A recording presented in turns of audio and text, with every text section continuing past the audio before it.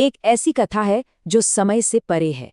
जब जब अंधकार ने प्रकाश को चुनौती दी, जब जब अधर्म ने धर्म की सीमाओं को लांघना चाहा, तब तब ये कथा फिर से जीवंत हो उठती है।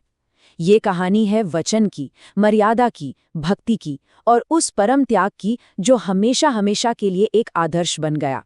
ये गाथा है अयोध्या के राजकुमार मर्यादा पुरुषोत्तम भगवान श्री राम की। ये है संपूर्ण रामायण, अच्छाई की बुराई पर अंतिम विजय की अमर कहानी। बात है त्रेता युग की, जब धरती पर पुण्य कम हो रहा था और पाप बढ़ता ही जा रहा था। तब धर्म को फिर से स्थापित करने के लिए एक दिव्य शक्ति के आने की जरूरत थी। वेदों में भी कहा गया है, यदा यदा ही धर्मस्य। तो इसी वचन को निभाने और मानवता को एक आदर्श जीवन का रास्ता दिखाने के लिए ब्रह्मांड के पालक स्वयं भगवान विष्णु ने पृथ्वी पर इंसान के रूप में जन्म लेने का फैसला किया। उस समय अधर्म का सबसे बड़ा चेहरा था लंका का असुर सम्राट दशानन रावण। ब्रह्मा जी के वरदान और अपनी तपस्या की शक्ति से वो अजेय हो चुका था। उसके 10 सिर वेदों और शास्त्रों के ज्ञान के प्रतीक तो थे, लेकिन जब वही ज्ञान अहंकार में डूबा तो विनाश का कारण बन गया। उसके अत्याचार से तीनों लोक कांप रहे थे। तो अब इस घने अंधेरे को मिटाने के लिए एक सूर्य का उदय होना जरूरी था। और वो सूर्योदय हुआ सरयू नदी के किनारे बसी पवित्र नगरी अयोध्या में। वहां के प्रतापी राजा दशरथ ने पुत्र की कामना के लिए पुत्र कामेष्ठी यज्ञ किया। यज्ञ की पवित्र अग्नि से स्वयं अग्निदेव प्रकट हुए और उन्होंने राजा को दिव्य खीर का प्रसाद दिया। और उसी प्रसाद के असर से महारानी कौशल्या के गर्भ से चैत्र महीने की 9वीं तिथि को स्वयं नारायण ने श्री राम के रूप में जन्म लिया। वो धर्म की साक्षात मूर्ति बनकर इस धरती पर आए थे। राजा दशरथ की 3 रानियों से 4 पुत्रों ने जन्म लिया, जो मानो चारों वेदों के समान थे। कौशल्या से राम, कैकेयी से भरत और सुमित्रा से लक्ष्मण और शत्रुघ्न। गुरु वशिष्ठ के आश्रम में चारों भाइयों ने शास्त्र और शस्त्र हर तरह की शिक्षा पाई। वो हर कला में निपुण थे, पर राम और लक्ष्मण का रिश्ता वो कुछ खास था। कहते हैं लक्ष्मण राम की परछाई थे, जहां राम वहां लक्ष्मण।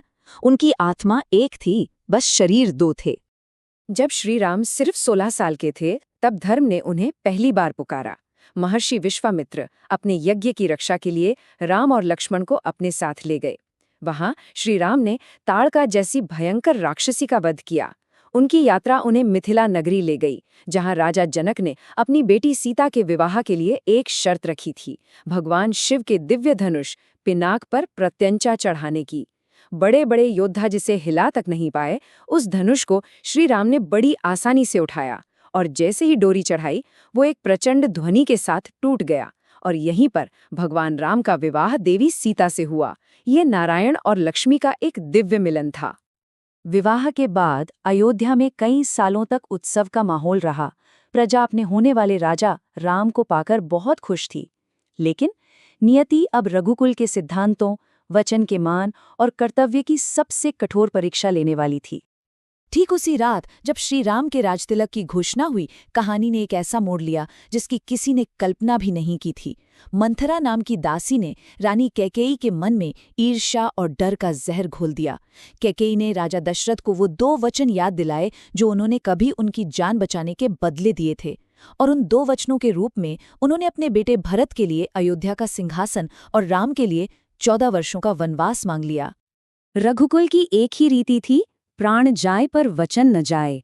पिता के वचन का मान रखने के लिए श्री राम ने एक पल भी सोचे बना राज सिंहासन को छोड़ दिया। उन्होंने राजसी कपड़े उतारकर सन्यासियों के वस्त्र पहन लिए।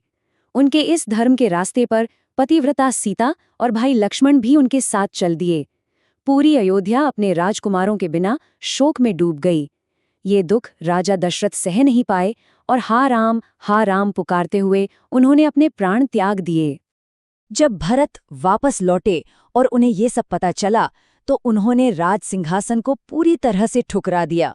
वो पूरी अयोध्या के साथ श्री राम को मनाने चित्रकूट पहुंचे, पर राम अपने वचन से पीछे नहीं हटे। तब भरत ने भाई के प्रेम और त्याग का एक ऐसा उदाहरण दिया जो अमर हो गया।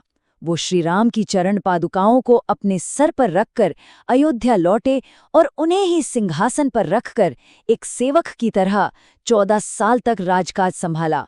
दोनों भाइयों ने कर्तव्य को अधिकार से कहीं ऊंचा रखा। वनवास के दौरान राम, सीता और लक्ष्मण ने पंचवटी में एक शांत आश्रम बनाया। उन्होंने कई ऋषि मुनियों को राक्षसों के आतंक से बचाया, लेकिन ये शांति ज्यादा दिन टिकने वाली नहीं थी, क्योंकि अब अधर्म का सबसे बड़ा संकट रावण के रूप में खुद उनके दरवाजे पर दस्तक देने वाला था। तो इस पूरे संकट की शुरुआत हुई रावण की बहन शूर्पणखा से।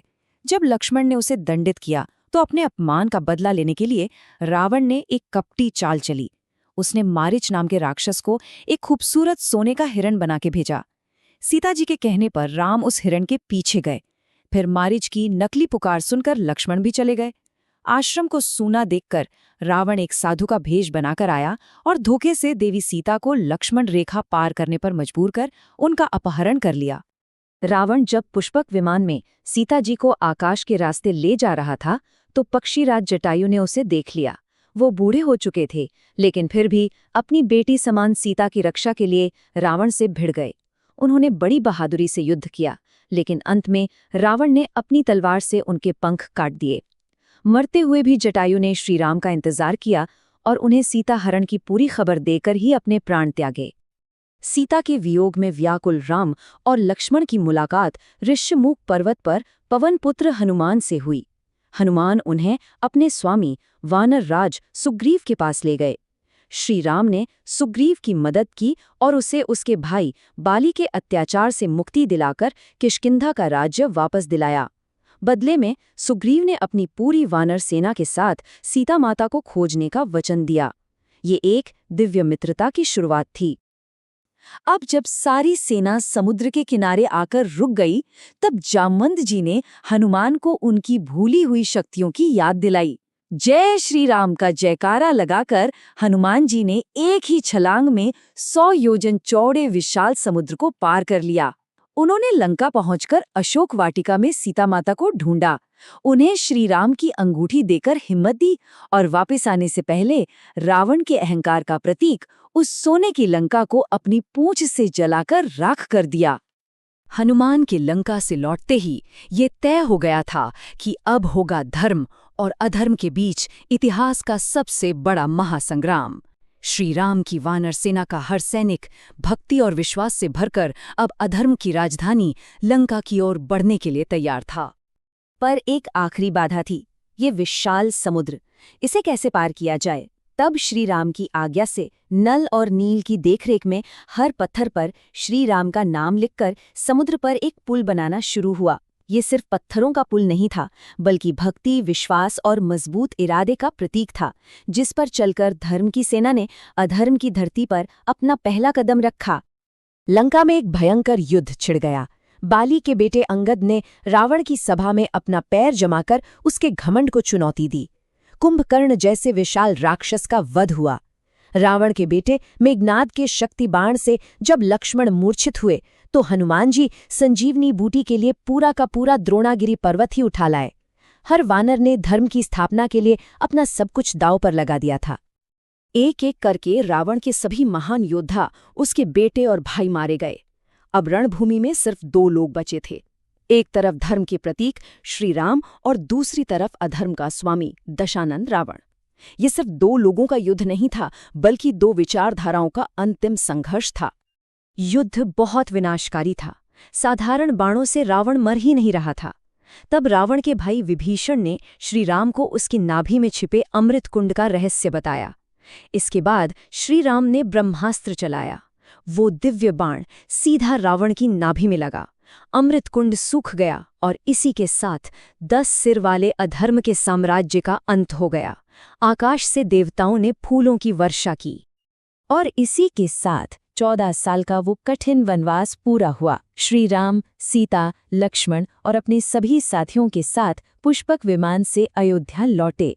उनके आने की खुशी में 14 साल की अंधेरी रात के बाद पूरी अयोध्या नगरी घी के दियों से जगमगा उठी। यही वो दीपोत्सव है जिसे आज भी हम सब दिवाली के रूप में मनाते हैं, अंधकार पर प्रकाश की जीत का त्योहार। और फिर शुभ मुहूर्त में श्री राम का राज्याभिषेक हुआ। श्री राम के राजा बनने के बाद एक ऐसे आदर्श राज्य की स्थापना हुई जिसे इतिहास में राम राज्य के नाम से जाना जाता है। ये एक ऐसा युग था जहां किसी को कोई दुख या तकलीफ नहीं थी, जहां शेर और गाय एक ही घाट पर पानी पीते थे, जहां हर तरफ न्याय, शांति और समृद्धि थी। ये हर शासक के लिए एक मिसाल बन गया। तो देखिए, श्री राम का जीवन और रामायण की कथा सिर्फ एक पुरानी कहानी नहीं है। ये असल में जीवन जीने का एक तरीका है। ये हमें पिता का सम्मान, भाई का प्रेम, पति का कर्तव्य, पत्नी का धर्म, एक राजा की जिम्मेदारी और एक भक्त की सच्ची सेवा सब कुछ सिखाती है। ये युगों युगों से हम सबको प्रेरणा देती आई है और हमेशा देती रहेगी। रामायण हमें बस एक ही बात सिखाती है कि हालात चाहे कितने भी मुश्किल क्यों न हों, अगर हम सच्चाई और धर्म के रास्ते पर टिके रहते हैं तो आखिर में जीत निश्चित है। क्योंकि अधर्म चाहे कितना भी शक्तिशाली क्यों न हो, अंत में विजय हमेशा धर्म की ही होती है। और रामायण की ये गाथा अनंत है। कैसी लगी कहानी? मजेदार ना? ऐसी ही और रोचक और मनोरंजक कहानियां सुनने के लिए सुनो कहानियां के सब्सक्राइब बटन को अभी दबा दें। वीडियो को लाइक और शेयर करना मत भूलें, वरना कहानियों का मजा आधा रह जाएगा। अगली कहानी में फिर मिलते हैं। धन्यवाद।